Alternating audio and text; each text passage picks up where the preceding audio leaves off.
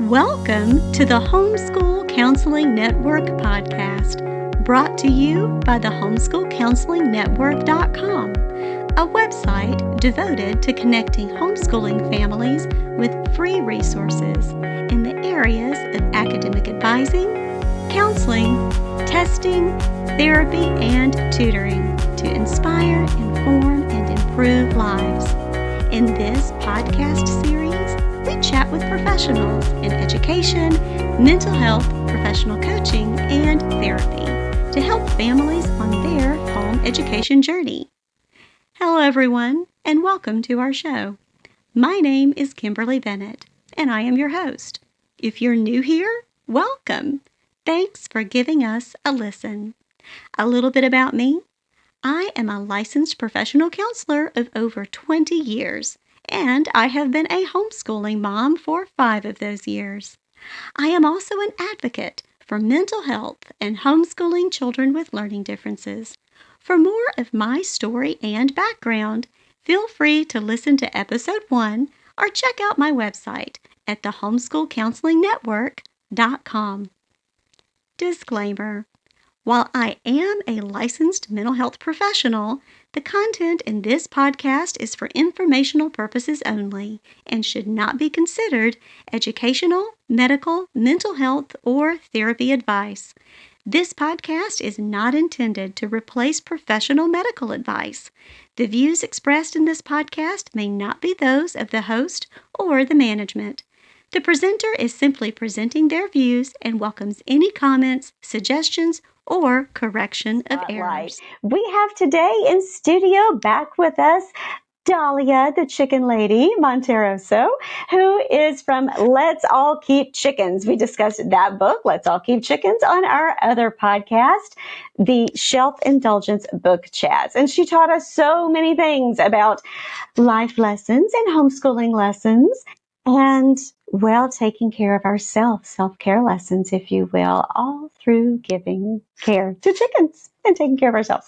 But we have Dalia back in studio today to talk with us about some of the wonderful things that she does, including a chicken rescue. Welcome back, Dalia. Well, first of all, thank you for having me here again.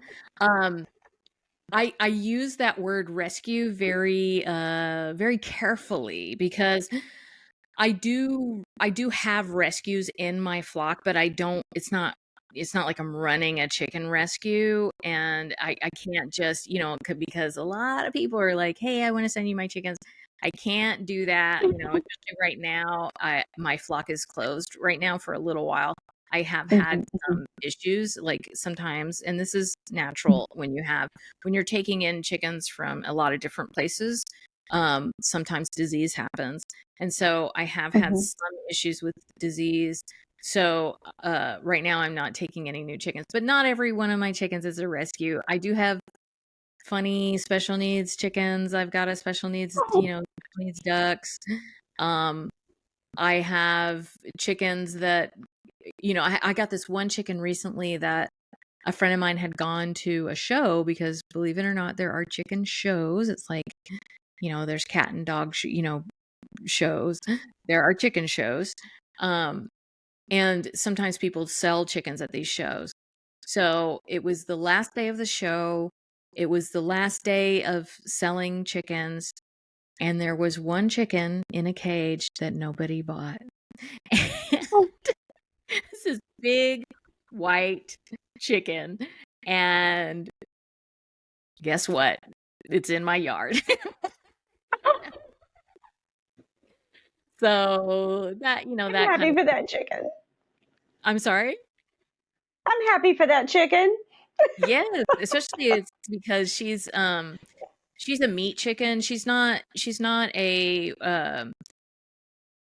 she's dual purpose. So she, some meat, I don't know if you know much about how meat chickens are bred, but like the meat chickens that you get at the grocery store, like those don't live past, they only live a few weeks, and they're which is so sad. really, I found that out by accident from a coworker. Yeah, She it's didn't know that's what really, she bought. It was really sad. yeah, it's not great. And if you buy them, and you try and raise them like regular chickens, they usually don't survive very long because of They the, don't. the grotesque, honestly, grotesque way that they've been They're bred. huge. Yeah. It was really sad. It was a Yeah. grief lesson for her and her children. It was so sad. But yeah, So I think she is a heritage breed meat chicken. So she can walk around and she's fine. She can lay eggs and stuff. She's a normal chicken, but she's big and she's heavy. So if someone else would have gotten her, we would have had a meal, a nice meal. But in I chicken, have and such I'm mixed not against emotions about eating this chicken. now. Yeah. I'm not a vegetarian. I'm not against eating chicken. But I can't eat once they come into Chickenlandia and they have their own little personalities and they're part of my world. I feel indebted to chickens, and so I give them I let them live out their life. I don't eat my own chickens. Like, I just can't, They all have names. So. That's okay. There you go. Yeah. The For big white any one chicken, of her us name is who Jolene. we were going to ask. And I do sing the song to her daily. Oh, now you have to sing the song. I'm not going to. Okay. If you want to hear her sing the song, please go to her channel and type Yeah, in you please can sing never the seen it. song. There you go. I don't know if anyone else who's in our age bracket is having a flashback to an 80s movie called City Slickers, where he helps birth a cow and names it Norman. And I'm like, Yeah, okay, yes, once your animal has a face and a name, you cannot eat that animal. yeah. Go to I the mean, grocery don't get me store for the rest of your wrong. meat. Yeah. And that's fine. Zero judgment, Yeah. zero judgment. But it has endeared me to you more because I couldn't Thank you. do it. I couldn't do it. Well, in our Book Chats podcast, we discuss not only your beautiful book, but also your online course, Self Paced, where you can learn all things about taking care of chickens 101. And we're going to put a link in the description box below and a card up here so you can go find that information. But we also talked a little bit back and forth about how caring for chickens is more than just caring for chickens. There are multiple life lessons and, well, educational lessons across a multitude of topics that can be addressed when you do this. I'm going to say hobby, because I don't know if I should. It's almost for you, it's a passion for sure. But it can also be a newfound hobby, a newfound creative outlet, because there's so many different ways that you can approach this. And it can also be a form of self-care, because it certainly was for you. And to hear Yes. more about Dalia's story of how chickens were a form of self-care for her, definitely go and listen to our Book Chats interview. But for the homeschooling families that are listening to this and are considering maybe taking your course and reading your book and want to learn more about this, as homeschoolers, we like to say that we can make a lesson out of anything. Kind of tell us some of the different, for lack of a better way of putting it, what are some life skills, unexpected life skills, or even educational skills that kids can learn and families can learn from your course or from keeping chickens? Well, when I look out into the chicken yard, I see so many opportunities for learning. It Mm-hmm. really, with like, if you think about the basics, math, science, certainly biology, Oh, yeah. uh, history, sociology, all those things. You can learn those things in the chicken yard. There are so many lessons to have. Even like itty bitty kid, little tiny kids counting the eggs or counting the chickens or Mm-hmm. whatever. Those things are so easy to incorporate into your homeschooling life. So, but then there's also things that we don't really think about, and I think a major one for me is just a lesson of compassion, which I actually think is really important. Um, Mm-hmm. I have a saying: if you're angry, if you're frustrated, go hold a baby chick. and it will be impossible for you to continue feeling that way. And it's certainly for itty bitty kids, it's a great opportunity to teach them to be mindful of other things, to be gentle. You know, little tiny kids will get a baby chick and they'll be like so excited. They're so excited. Okay, we can't do that. You're big and they're little. You have to hold it very gently because it's, you know, it's alive. It's a living being, and we have to be gentle with it. And they can really take that into their lives. You know, I really think it teaches a level of compassion through experience that's hard to get just from, you know, let's say you watch a show about animals or something like that. It's of course you can have those feelings when you're watching a show and you see a cute animal or whatever, but when you're caring for that animal, it becomes a different level of experience. And you know, and I've said before, I'm not saying that you won't have to make tough decisions. You know, sometimes you have to humanely euthanize a chicken. You know, if you have chickens that let's say they're done with their laying years and you decide to humanely dispatch them so that you can make broth out of them or whatever. I'm not saying that that's wrong, but you do it from a mindful place of, you know, this is a being that has participated in a symbiotic relationship with our family. And so it's important to treat them with respect and compassion. So I think that's a huge lesson that is just so important. Another thing that I think is very important is that chickens do not care if you want to be on your phone all day. They don't care if you want to be on your iPad. They don't care if you want to play video games.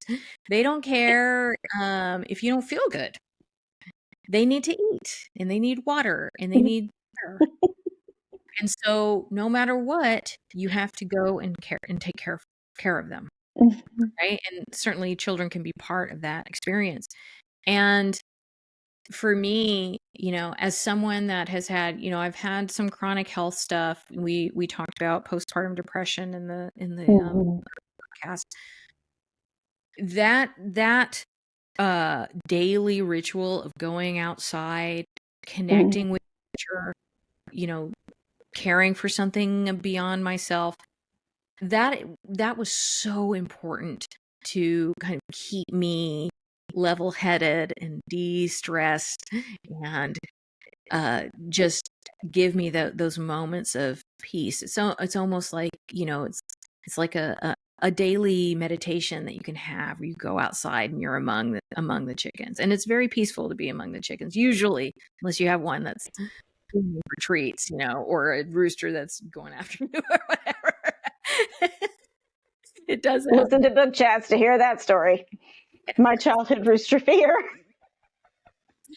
Sorry. But you know, when children grow up with that experience of having to go outside every day, having to have that connection every day, even if the pool of electronics is very strong, and even if in your family you have strict rules about electronics, they're going to go out into the world. And they're that is where the world is going. You know, it's tough, but that is that's a huge part of our world. It's going to be an even bigger part of our children's future. And if they grew up with part of their daily ritual going outside, connecting with nature, they're going to remember that no matter where they go. And so I think that is such an important life lesson, either in your homeschooling, you know, in the homeschooling world or beyond, just as a parent. I think it's so important for children to have that experience. And, you know, even as parents, we're pulled away from that. So it's good for us to, you know, we have to also go out there and do our things, and we can model that behavior for our children, which ultimately is going to be more important, you know, than any rule we can. How are we ourselves living you know. So I think those are two lessons that I didn't expect, but I think are very important for families everywhere. Oh, they are. They are, because it all begins with us. And whether you're a homeschooling family or not, you have to model that for them. Children may or may not listen to what we say, but they will pay attention to what we do and Yes. follow suit. That is Yeah. where they learn the majority of it. So it's a comfort for us. Also, what I heard in all of that with envisioning holding that tiny little chick was another type of lesson. I with my websites, I focus a lot on homeschooling families who have children with different kinds of learning differences and special needs. And as a mom of a child who particularly has anxiety, which kind of goes along with learning disorders and learning disabilities too, we focus on coping skills and building those coping skills. And one of the biggest ones that we use is the power of the pause.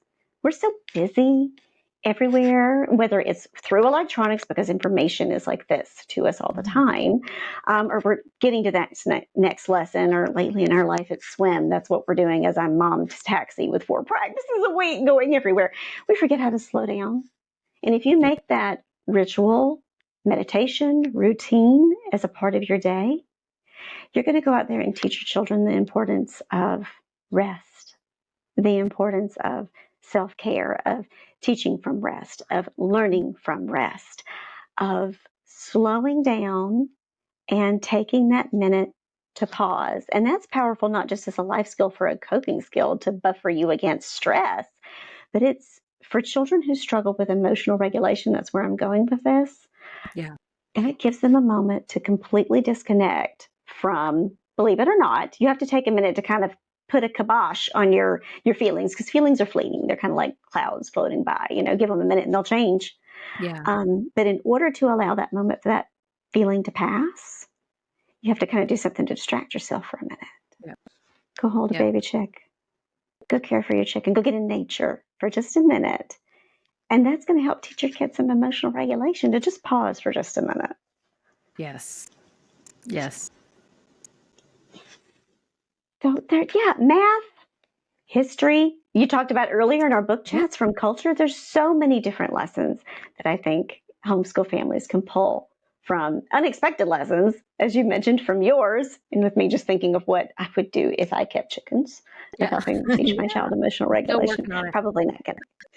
Yes, but there's so many. I'm thinking also of, we'll see. She'll get an email 6 months later. I got a baby chick, just one. My houseplants died, but good luck with this baby chick. I'm going to try. But I think there's unexpected life lessons. I was also thinking is you're going to grow closer with your children. Yeah.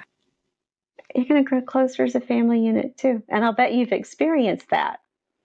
Oh yeah, I have. I made some mistakes in the beginning where I didn't involve the kids as much as I should have in the beginning. I confess to be a bit of a control freak. I don't know how. So We're driven people. yeah. So there's that. But now my oldest, because I do go out of town, I will go and do seminars at different places, and so sometimes I go out of town, and when I'm gone, he cares for the chickens, like he's fully responsible for them, and he's 14 right now, so there's that. The little one, like he likes to be, I keep calling him the little one, but gosh, he's getting bigger. He's 10 right now, but Okay. he was more involved when he was little and just like being out there. But yes, it's definitely it's a way to bond, and certainly if you're learning about them at the same time, you're doing research at the same time, that's a good bonding exercise. And then also, like, you can learn things about your family history, because it's very probable that grandma and grandpa had chickens, or great grandma and grandpa had chickens, and what was that like, and where did they live, and where did they come from, and what, all this stuff that you can learn in the chicken yard. So Yes. And that's great for kids to learn, where they come from, what their family history is. And that's just a really good foundation for them to have. Oh, absolutely. Absolutely. You'll learn about yourself too like as you were saying earlier, chickens don't care if you're sick today. They Oh still yeah. want to be fed and they still need to be taken care of. How do we handle frustration? How do I cope with this? How do I handle grief Yeah. when I lose a chicken? So yeah, tons of unexpected lessons beyond just the traditional, oh, this looks great on my transcript. So Yes. I promise this question isn't just for me because I have a dog. I have a human child that's thriving. My houseplants are dead.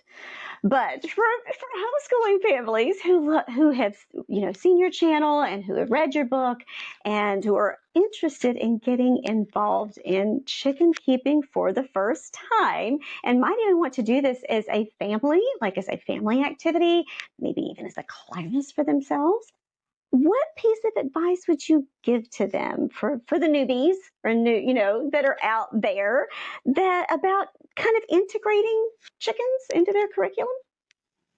Okay. Well, the number one thing that I tell people, whether they're getting started with their families and they're going to use it in a homeschooling curriculum or whatever, the number one thing that I will tell them is don't get bogged down in the research phase. Choose something that choose whether it be a website. It can be mine, of course. You can take my course. I think that's the best thing for you to do. Mm-hmm. But whatever you do, whoever you decide to learn from them, stick with them, make a date in the future and do it in the spring. Okay, because there's a reason why mother hens have baby chicks in the spring. It's because it is the easiest season to start with baby chicks. It's the most natural season to start with them. Okay, you don't want to have baby chicks. It's your first time and it's 40 degrees below outside. You don't want that. Okay. Mm-hmm. People do it. There's a way to do it, but it's not the best way. Okay. And certainly not if you're beginning. So make a date, decide where you're getting your baby chicks from, or if you're getting adult chickens, or actually, a lot of times people will get what's called a started pullet. So a pullet Okay. is a young female chicken that has not started laying yet. And Okay. when they say started pullet, it means that they've grown them out to a certain age. It's usually 12 weeks, and now they're ready. They've Okay. already been started, and now they're Okay. ready to become part of your flock. So sometimes people will buy older chickens like that. But what would be great is for you to find a resource, order the chicks, order the chickens, and have a date in the future where, okay, during this week or during these 2 weeks, we're going to get our chickens. And I say to make the date kind of loose because with purchasing live animals, things happen sometimes. And sometimes you can't get them on the date that you want to get them. So, Mm. and then it can be like an Advent kind of thing where you're kind of counting down the days, yeah, until you get your chickens. And especially for little kids, they get really excited about it. This is the day. But if you put that date into the future, it will stop you from getting bogged down in that research phase, because sometimes people can get confused and overwhelmed. And then they think, Mm-hmm. "Oh, I don't know if I'm ready. I don't know if I'm ready," and then another year goes by. And Mm-hmm. so we don't want to do that. You can do it. It is easy. It is the most natural thing, one of the most natural things that you can do. And you're going to be great at it. Like, don't worry. Human beings are doing this all over the world. We've done it for thousands of years. So remember that.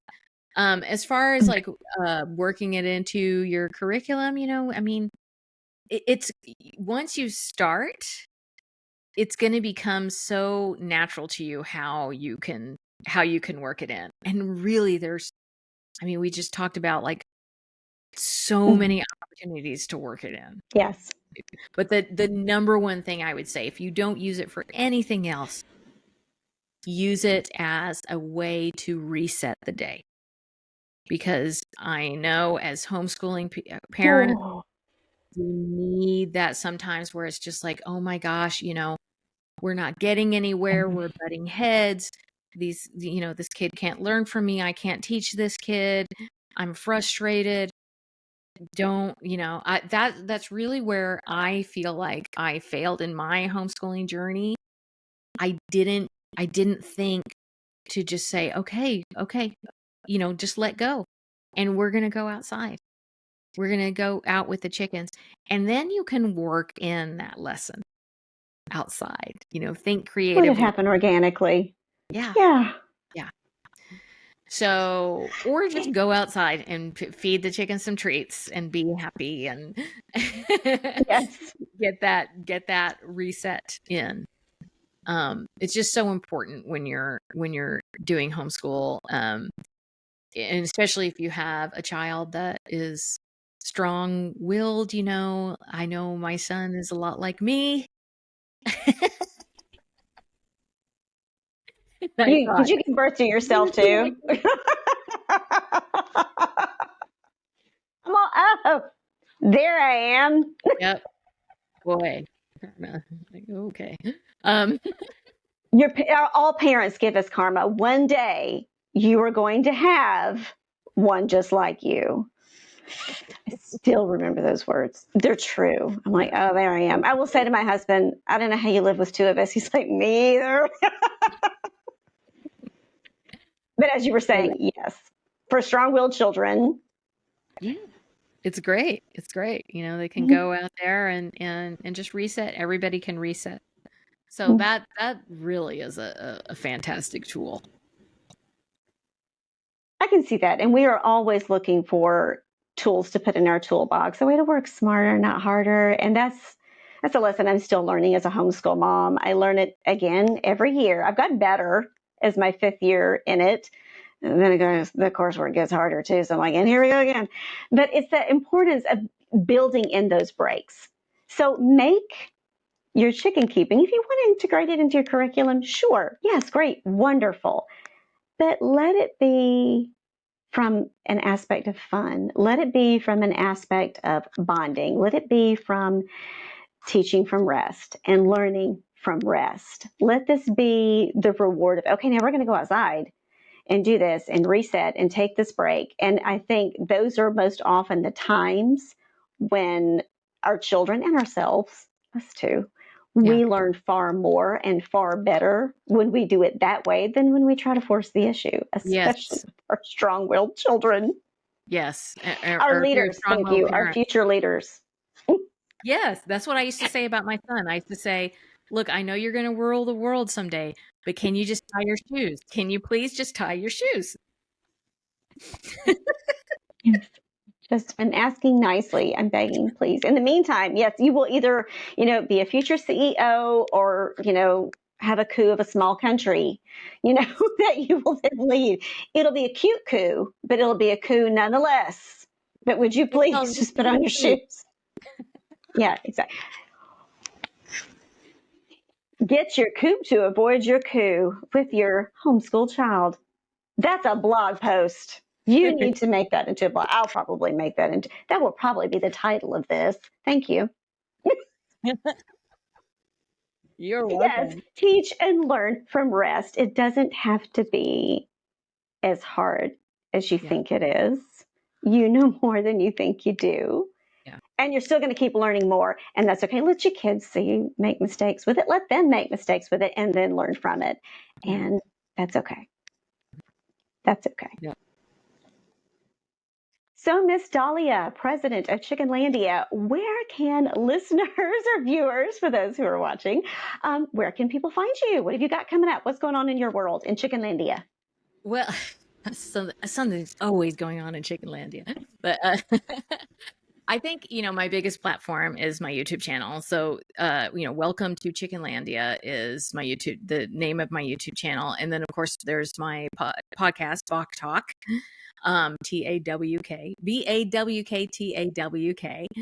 I love it. I'm all across social media. I'm on Instagram, Facebook, and I even have Twitter, although I don't use that one as much. And then obviously I have my book, and there is my online course, Backyard Chickens 101 course for everyone. And all of that information can be found on my website. It is welcometochickenlandia.com. I also have I'm going to be speaking at an event. If you go to welcometochickenlandia.com, you'll see that there's an event page, and I'm going to be at the Murray McMurray, I don't know if it's called like McMurray Chicken Festival. I can't remember the name. I'm going to be in a festival. We'll put a link below. Okay, yes. And I just started a column in Backyard Poultry magazine. So if you have a subscription for that, you'll see that I have a new column. It is called Lessons from Chickenlandia. And I do get a little philosophical, and of course there's lots of information. But I do some work with Mother Earth News. So, and the Backyard Poultry magazine is part of their, part of the Mother Earth News universe. And sometimes I'll do webinars with them. But if you go to the events page, you'll see that they're, who knows, maybe I'm coming to your town. Who knows?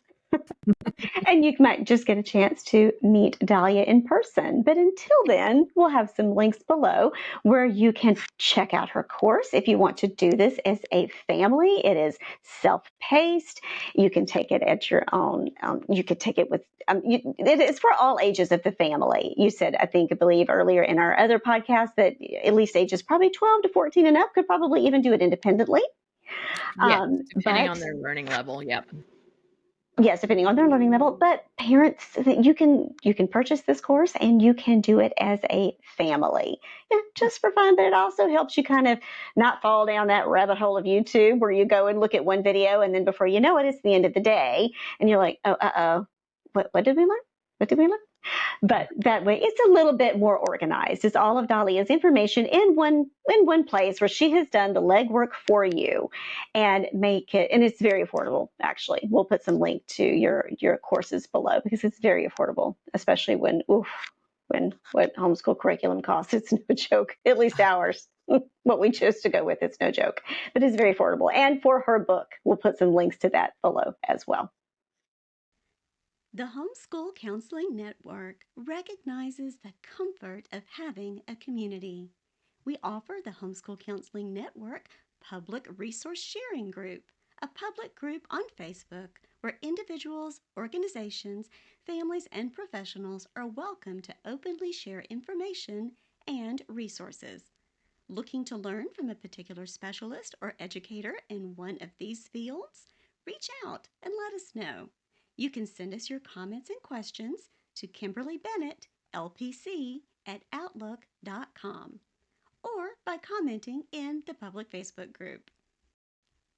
With the Homeschool Counseling Podcast, we are working to bridge the gap between professionals and homeschooling families.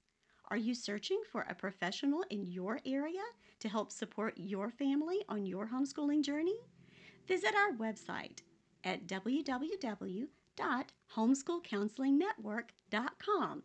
Look under the Parents tab where you will find a subcategory, Find a Professional. Here you will find lists of service providers organized by areas of specialty in 4 main categories: academic advising, counseling and mental health, testing, therapy, and tutoring. We've also added some new categories: professional coaching, and courses and classes. Providers are also categorized by state, population served, and areas of expertise. Credentials and contact information are also included. Also on our website, you'll find a variety of digital media, including blog posts, free downloads, and a searchable free resource library covering a range of topics relevant to homeschooling, education, therapy, and mental health. Content is created by me, Kimberly Bennett, your host, and some professional friends and fellow homeschooling parents that I have met along the way in my family's homeschooling journey. By collaborating with service providers and professionals in the community, strategic partners, donors, sponsors, and advertisers who share our vision and believe in our mission, We endeavor to provide free quality resources to inspire, inform, and improve the lives of homeschooling families. Are you a professional interested in partnering with us? Visit our website and click on the Professionals tab. You can join our network and have your business or practice listed among our multiple resource lists for free. Have a heart for service? Would you like to pour your knowledge into the homeschooling community? Consider contributing content to our free resource library. There are multiple opportunities to participate, including writing guest blog posts, recording a guest blog, or sharing downloads or printables. Looking for a wider reach? Coming soon! HCN will offer paid advertising opportunities. Be sure to subscribe to our newsletter at homeschoolcounselingnetwork.com to keep updated with all of our latest developments. Education is a journey that